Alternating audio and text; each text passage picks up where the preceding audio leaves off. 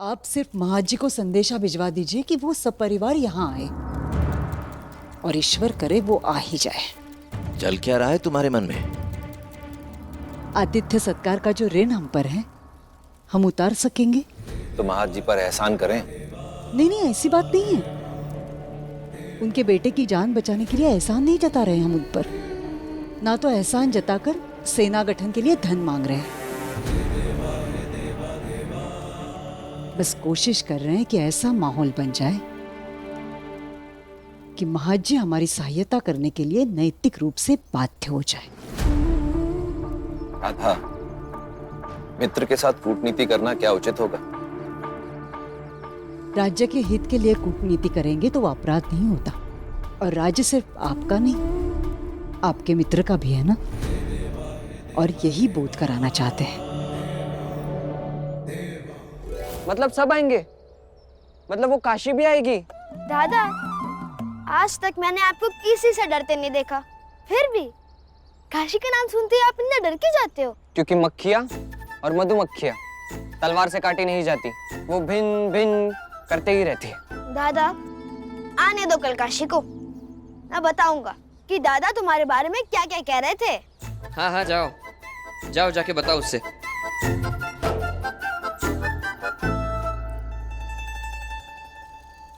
बालाजी को हमारी तरफ से धन्यवाद कहिएगा। वीरा जी, इन्हें बाहर तक छोड़िए।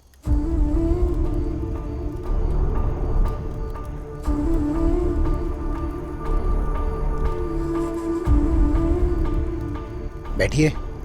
न जाने मेरा बेटा किस हाल में होगा। स्वास्थ्य लाभ हो रहा है, विश्राम कर रहा है, स्वस्थ भी हो जाएगा। बालाजी मित्र हैं हमारे, देखभाल कर लेंगे। यहां से किसी को जाने की आवश्यकता नहीं। और ऐसे भी कौन सा गौरवपूर्ण कार्य किया है उसने, सिवाय हमें नीचा दिखाने के।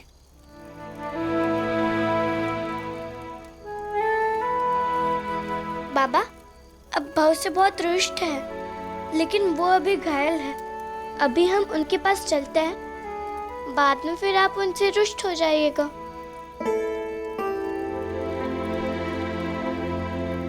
और बाबा, अगर अभी हम वहां नहीं जाएंगे तो बालाजी काका के सामने हमारे परिवार की क्या छवि रह जाएगी? और वो क्या सोचेंगे कि हमारा परिवार कैसे बिखरा हुआ है, कि संकट में भी हम सब साथ नहीं हैं। ठीक है, आप सबकी यही इच्छा है तो चली जाइए। रामचंद्र साथ में चलेगा। ठीक है, बताइए आपको आपका अहंकार हमारे बेटे बालाराव के प्रेम से अधिक प्रिय है।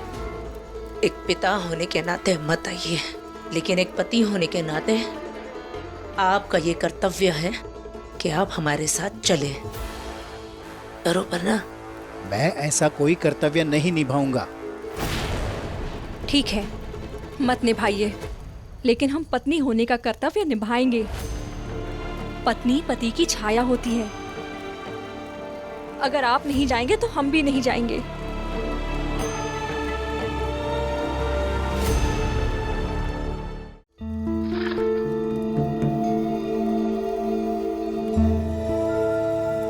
आप हमेशा ममता का अस्त्र चलाकर मुझे परास्त कर देते हैं।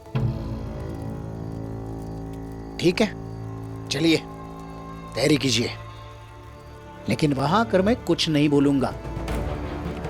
और कह दीजिएगा उसे भी मुझसे कोई बहस न करे।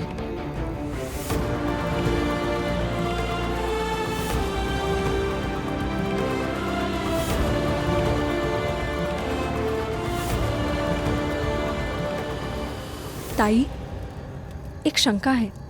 क्या? राधाबाई के यहाँ लाडू को ले जाना ठीक होगा?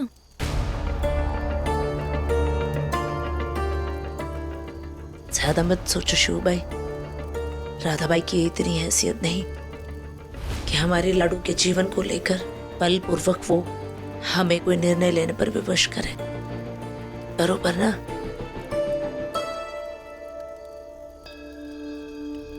आपका बड़ा बेटा आपकी प्रतीक्षा कर रहा है भवानी बाई।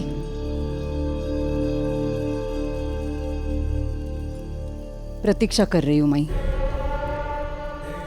कब सुबह होगी और महाराज जी आएंगे। छत्रपति शाहू महाराज ने 7 दिनों का अवसर दिया था मैं। 3 दिन तो बीत चुके। अब जो करना है 4 दिनों में करना पड़ेगा। आपको लगता है कि महज के आने से आपका कार्य सफल हो जाएगा? महाराज जी की नहीं, प्रतीक्षा तो मैं काशी की कर रही हूं और वो अवश्य आएगी।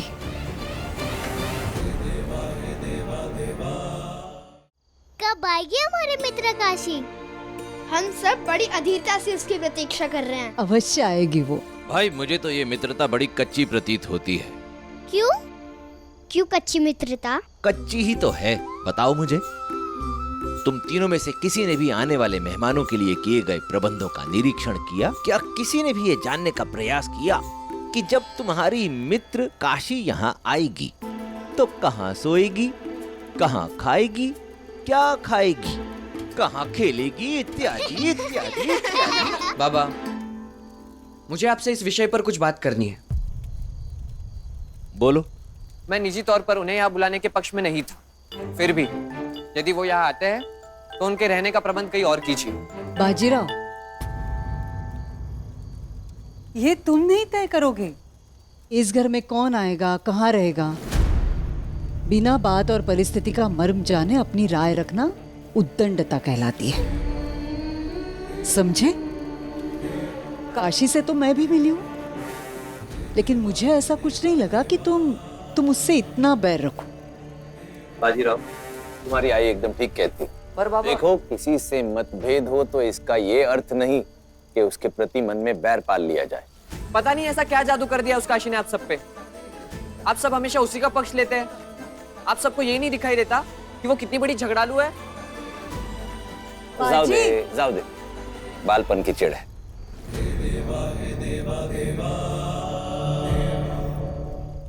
गंगा, वो बेहोश होकर पहुंचे भी तो कहाँ? उन बैरी बाजीराव के घर। दोबारा मिलना तो नहीं चाहते थे, लेकिन क्या पता था कि कुछ ही दिनों में मिलना पड़ेगा। बहुत बोलते हैं वो, और हम उन्हें एक क्षण भी बर्दाश्त नहीं कर पाते हैं। और वहाँ घर भी उन्हीं का होगा ना, कैसे चुप कर पाएंगे अब हम उन्हें?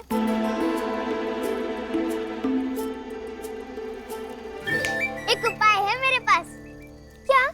तुम यहीं रुको, मैं अभी आती हूँ।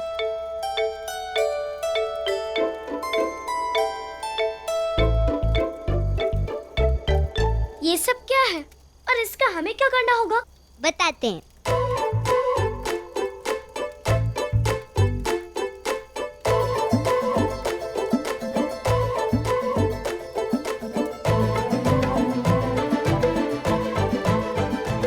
आवश्यकता पड़े तो उपयोग कर लेना, चुप हो जाएगा।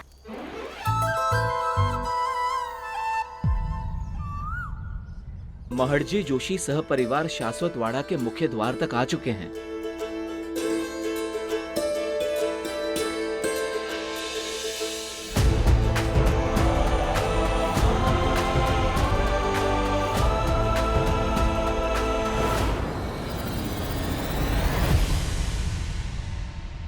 संस्कार भूल गए हो क्या?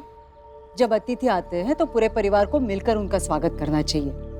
यही परंपरा है, और राज्य को एक सूत्र में बांधकर रखने का सपना देखने वाले को परंपरा तोड़ने का विचार भी मन में नहीं लाना चाहिए। समझते का? चला चला चला चला चला, आओ। क्या धर्म संकट है? कैसे बताओ आइको के काशी?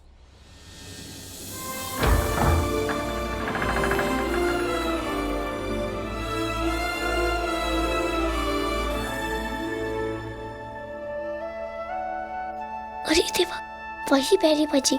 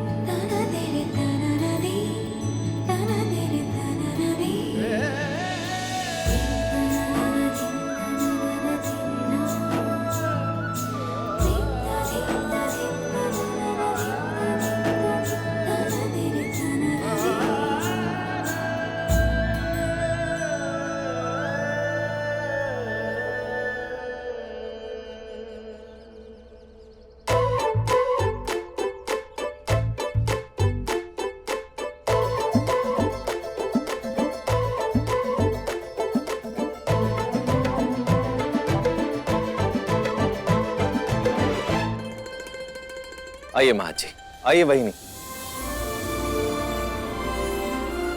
रुक जाओ काशी।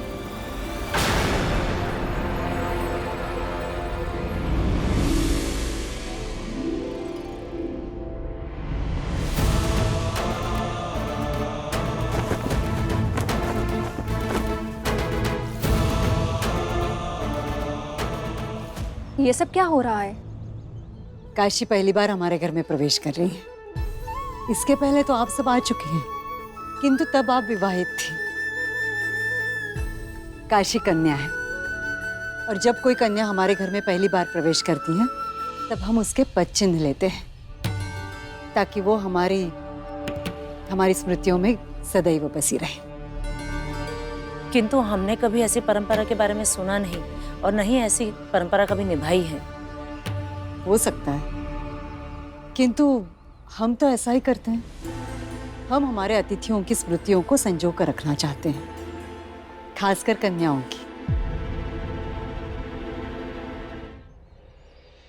काशी, अपने दोनों पैर इस थाल में रखो और फिर इस कपड़े पर चलती हुई चली जाओ। नको लाडू।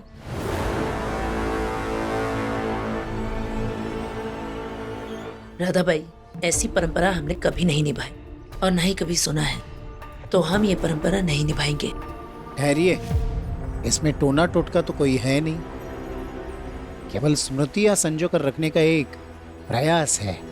इसमें तो कोई बुरी बात नहीं। और हमारी लाडू फिर कभी इस वाड़े में आएगी तो ये देखकर सोचेगी कि उसके पैर कितने नन्हे छोटे छोटे थे।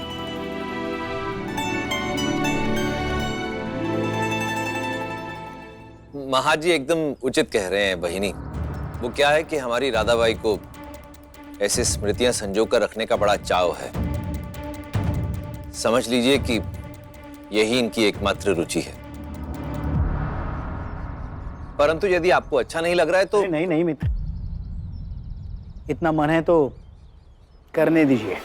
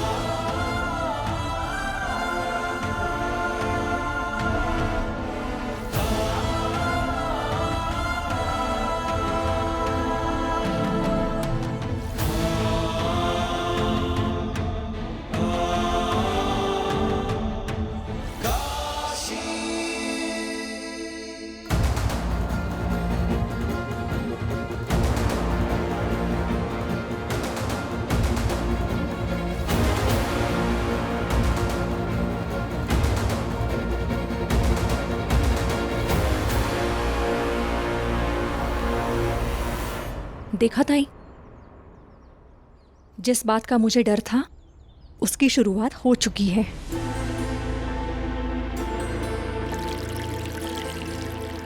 इन साधारण लोगों के पास केवल स्वप्न ही तो होते हैं, जिसे वो इतनी सरलता से मरने नहीं देंगे। इनका बस चले तो रोशनी के लिए चांद को भी अपनी छत पे लटका दें। काशी का इस प्रकार स्वागत ही दिखा रहा है कि राधाबाई के मन में उसको अपने घर की बहू बनाने की बात अभी गई नहीं है।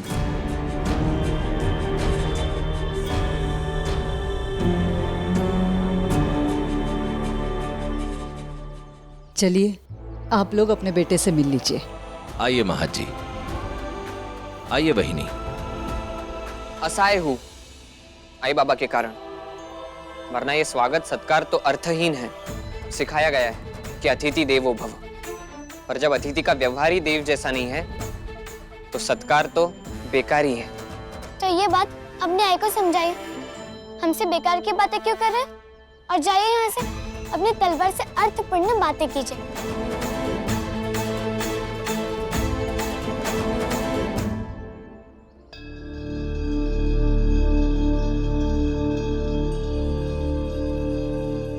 कहाँ हूँ मैं? आप बालाजी विश्वनाथ के सासवड़ के वाड़े में हैं हसवड़ में? और महाजी पूरे परिवार के साथ यहाँ पधार चुके हैं। अरे क्या कर रहे हैं आप? मुझे यहाँ से जाना है। नहीं, आप लेट जाइए, आपको विश्रांति की बहुत आवश्यकता है। जाने दो मुझे। आप लेट जाइए। बालाराव,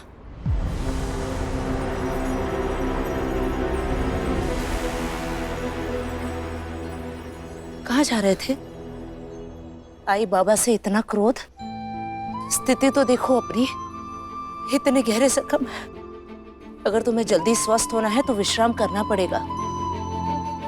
लेट जाए बाऊ, थोड़े ठीक हो जाइए, फिर हमारे साथ चास कमान चलना। आप सबको यहाँ आने की क्या आवश्यकता थी? क्योंकि हम परिवार हैं, और परिवार नहीं आएगा तो कौन आएगा?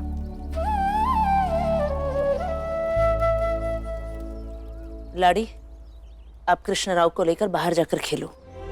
क्यों खेले? क्यों? हम बाऊ से मिलने आए, तो बाऊ से ही मिलेंगे ना। लाडू, मोटी आई जो कह रही है वो करो, बहस नहीं। चलो जाओ। चलो कृष्ण।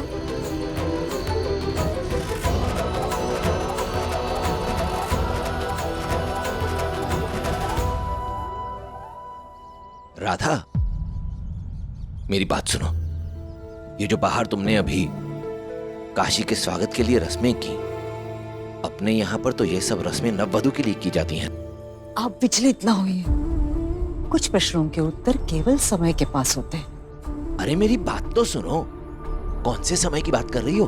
देखो, इस समय महाजी हमारे घर आए हुए हैं, हमारे अतिथि हैं, और काफी समय से मेरे मित्र भी हैं। इसलिए यदि तुम्हारे मन में ऐसा कुछ चल रहा है कि तुम काशी को इस घर की पुत्रवधू बनाओगी, तो उसे अपने मन से निकाल दो। देखो राधा, महाजी मेरे मित्र अवश्य हैं, परंतु हमारी हैसियत बराबर की नहीं है। आप विचलित ना हो, समय से बलवान कोई नहीं होता। अरे राधा, तुम तो क्या खाता है तुम्हारा समय? समय से बलवान कुछ नहीं होता। देखने आए हैं कि घाव कितने गहरे हैं और कितनी सांसें बची हैं मेरे अंदर। आप लोग भूल क्यों नहीं जाते हैं मुझे? कैसे भूल जाए बालाराव, कैसे भूल जाए?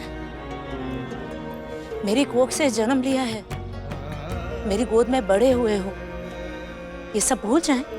पुत्र इतना जख्मी हुआ हो और माता पिता को दर्द ना हो। माँ को हो सकती है, पर बाबा को इस बात की कोई तकलीफ नहीं है। कि उन्हें तो तकलीफ इस बात की है कि एक साहूकार का बेटा योद्धा कैसे बन गया। तुम साहूकार ना बनकर योद्धा बने, इस बात की इतनी तकलीफ नहीं है जितनी तकलीफ इस बात से है कि तुम छत्रपति शाहू महाराज का साथ नहीं दे रहे हो। मैं तारा रानी साहिब के साथ हूं और वो शाहू महाराज के शत्रु है, आपकी नहीं।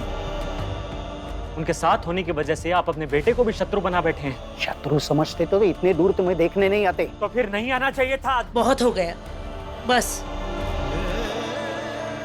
पिता और पुत्र के बीच में विरोध शोभा नहीं देता। शांत रहिए आप दोनों। कैसे शांत रहूं?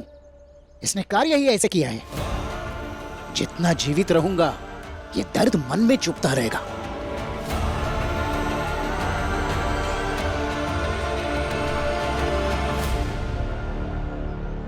बाऊ से मिलने आए थे, लेकिन आई ने उनसे ठीक से मिलने ही नहीं दिया। कृष्णा, कब तक ऐसा चलता रहेगा? बाबा और बाला भाऊ के बीच दोनों इतना क्यों झगड़ते हैं? पता नहीं।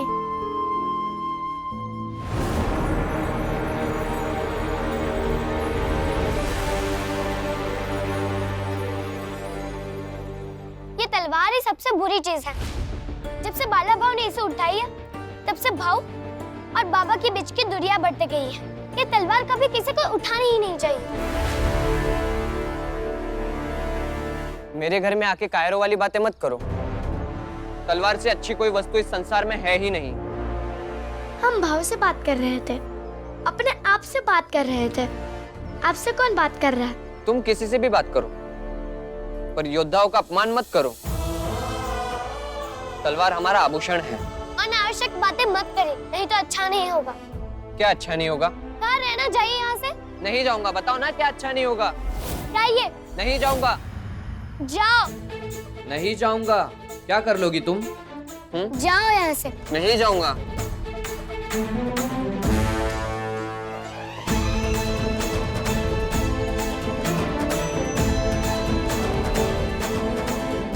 ये कर लिया हमने, अब बोलिए। अरे बोलिए।